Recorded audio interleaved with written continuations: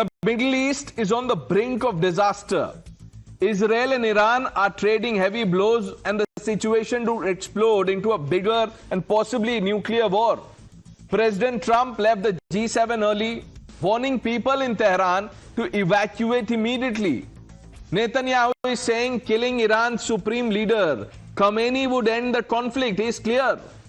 The US has refused any ceasefire and has demanded that Iran fully abandon its nuclear program. Viewers, Netanyahu's idea that assassinating Khamenei will fix everything is risky according to experts. Israel's strikes have hit Iran hard, killing military leaders, scientists and damaging nuclear sites. But Iran's regime will not collapse easily, and targeting Khomeini could make things worse, fueling chaos, or perhaps it will rally the hardliners. Who knows? Trump's tough talk, the idea of no ceasefire, just Iran's total surrender, backs Israel but avoids a direct US fighting for now. His Tehran evacuation warning spreads fear, and while he vetoed killing Khamenei, he is pushing for a deal that forces Iran to give up its nukes. Viewers, the problem is Iran is not backing down, even after losing hundreds to strikes and firing missiles that killed dozens in Israel. Iran has a choice to make, viewers: give up its nuclear program or keep fighting and risk more destruction. Trump and Netanyahu's hardline stance, no ceasefire, talk of assassination could drag this war on endlessly. Then there is the chatter of excuse me, chatter of regime change. People are talking about it. And you would remember the US has a long history of attempting regime change, toppling foreign governments to install leaders or systems seen as more favorable to US interests.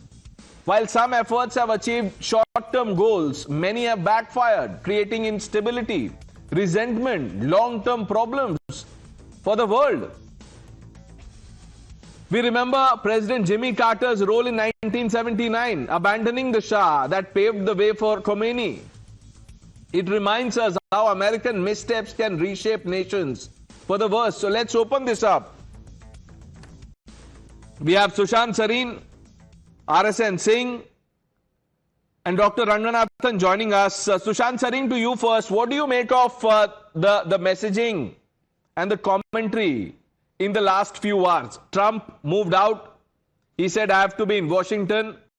He's asked people in Tehran to evacuate. Netanyahu says the war will stop if we kill Khamenei.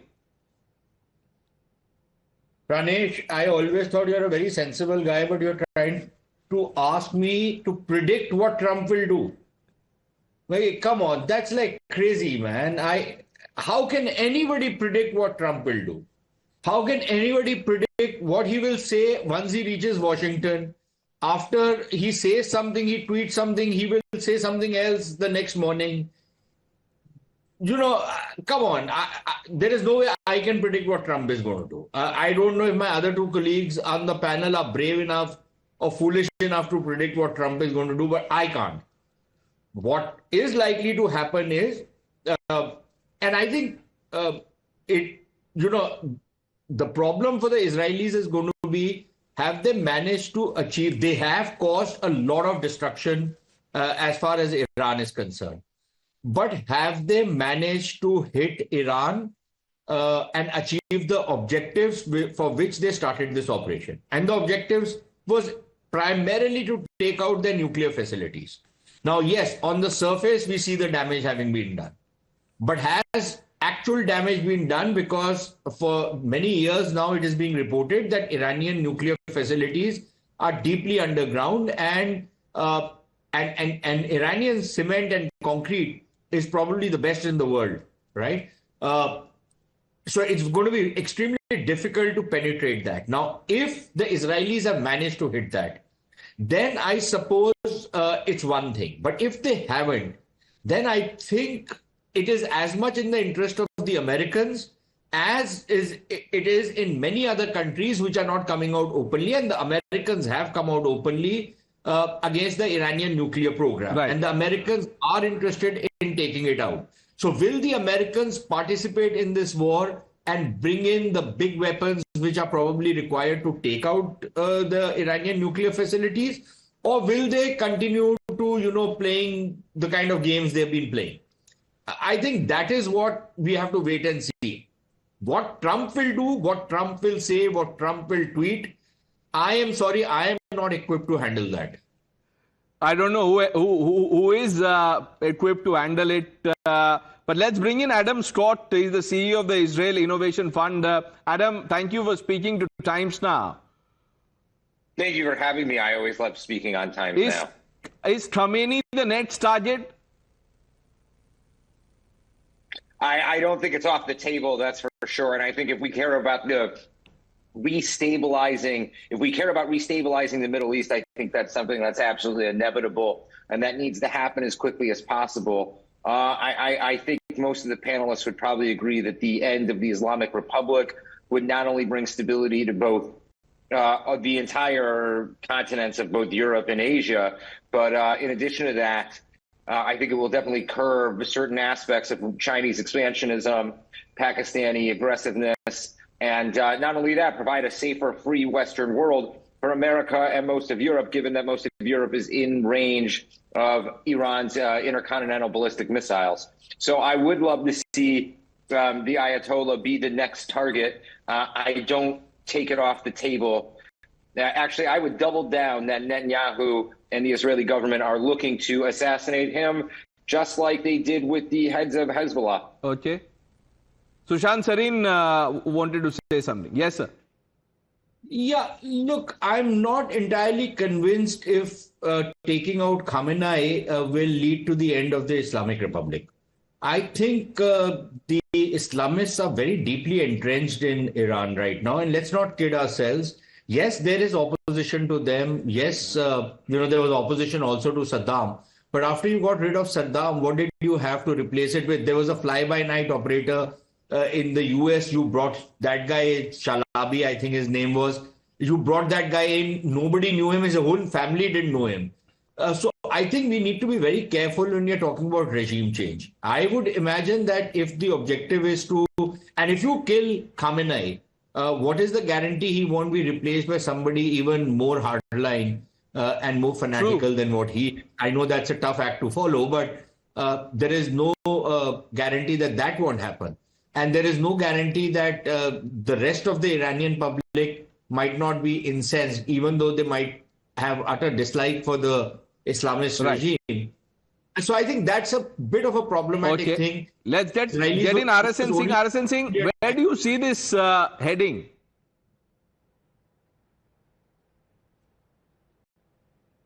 So obviously the objective is denuclearization and of course regime change.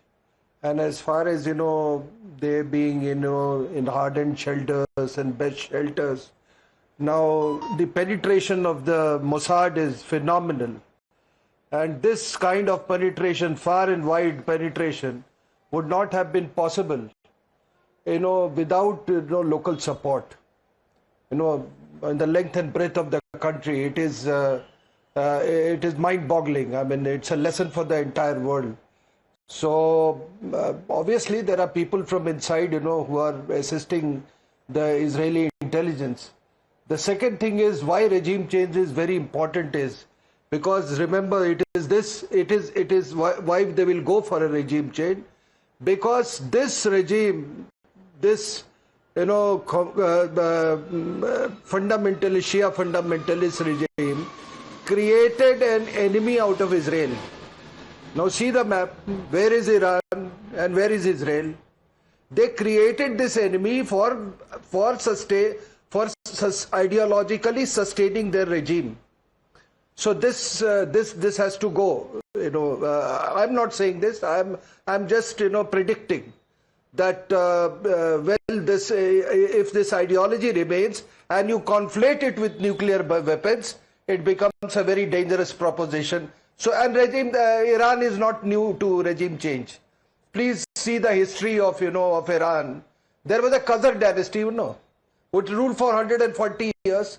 Then this, Shah dynasty came in. Then, there was a coup. And let me tell you this, fellow Khomeini, I mean, he did not launch a velvet revolution. Right. And he continues to rule with all the fundamentalist radicalized ways. So there is opposition. Without opposition, I said they would not have had, they could not have created such an extensive network inside Iran. Dr. Ranganathan, you have the last word. Look, Pranesh, I am the one who's not an expert out here, so I come with that caveat. I think this is not about the rogue Islamic State of Iran or about the legitimate Jewish state of Israel that is trying to help the entire world by eradicating the jihadi nuclear menace. No. Of course, Israel must be supported in this war because it is a war against nuclear threat from a theocratic dictatorship that has a religious mandate to rule the world and annihilate all non-believers. No, this is about the hypocrisy when it comes to the Western nations, especially the USA. It is just mind-boggling. These guys think no one is watching or noting their double standards. Whether it is Russia or Iran or Pakistan, America thinks it can bully India and get away with it. Well, those days are gone. American nuclear doublespeak is for all to see. Let me explain with one anecdote. In September of 1984, a month before Prime Minister Indira Gandhi was assassinated, the CIA got to know that in a top secret meeting with her military advisor, she had been briefed on a detailed Indian Air Force plan to bomb Pakistan's nuclear facility at Kahuta. The plan was meticulously crafted, awaiting only her approval. While she was giving it a serious thought, sources inside the US Intelligence Committee promptly leaked this information to the New York Times that published it.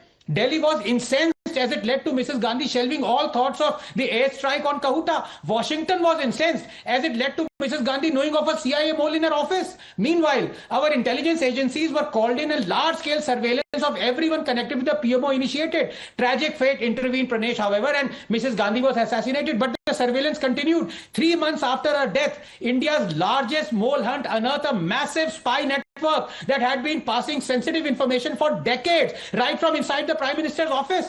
An officer working directly under the Prime Minister was arrested, along with a businessman and a dozen other officials. Their trial dragged on for a decade and a half. Many died before they could be convicted. This is declassified from CIA 0138 and CIA 0025. Of course, 30 seconds. It is a matter of conjecture. But Pakistan's nuclear bomb would have remained a dream had we Indians not turned traitors and sabotaged our own plans. What is not a matter of conjecture, though, Pranesh, is that the gates for the enemy are always open from the inside. But who was oiling those gates? Yes, America. The same America that is now adamant that a rogue Islamic nation cannot ever have a nuclear bomb. This while it not only helped the rogue Islamic nation build a bomb, it actively sabotaged all efforts by India to neutralize this nuclear threat.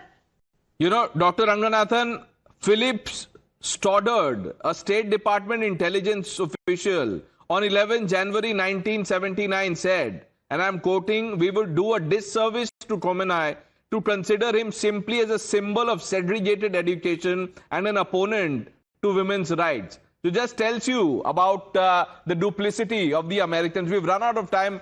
I'm sorry I couldn't come to you, Sushant Sarin. You wanted to come in RSN, saying thank you for joining us, gentlemen. Let's see how this war in the Middle East unfolds. There are enough hints that there will be escalation. Let's see how this plays out. The news are on the other side.